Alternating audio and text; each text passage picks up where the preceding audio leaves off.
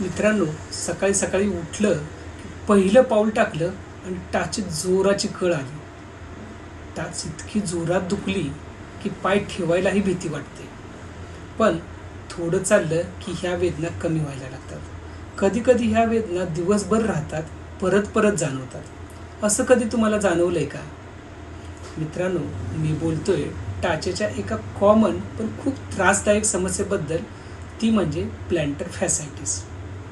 मित्रांनो, आपल्या पायाच्या तळव्यामध्ये मसलचा एक जाड पट्टा असतो. यालाच आपण प्लॅन्टर फॅसी असं म्हणतो. हा पट्टा आपल्या टाचेच्या आणि पायाच्या बोटांना जोडून ठेवतो आणि चालताना धावताना शरीराचं वजन ते सांभाळतं. या पट्ट्यावर आज जास्त ताण आला किंवा वारंवार त्याच पट्ट्यावर स्ट्रेन आला तर टाचेच्या या मसलच्या पट्ट्याला सूज येते आणि त्याची जी वेदना जाणवते त्याला आपण प्लॅन्टर फॅसायटिस असं म्हणतो.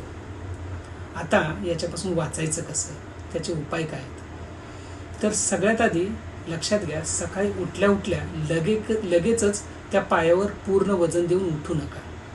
थोडं सांभाळा, थोडं हळूहळू चालायला सुरुवात करा. दररोज पायाचे स्ट्रेचिंगचे एक्सरसाइज चालू करा.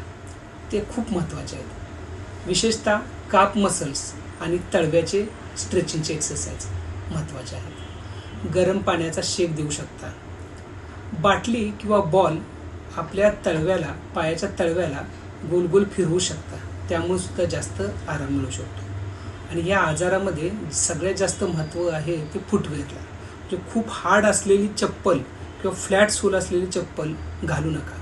कुशनिंग असलेले चांगल्या फुटवेअरचा वापर करा. आणि आपलं वजन जर जास्त असेल तेही कंट्रोल करणं तेवढंच गरजेचं आहे.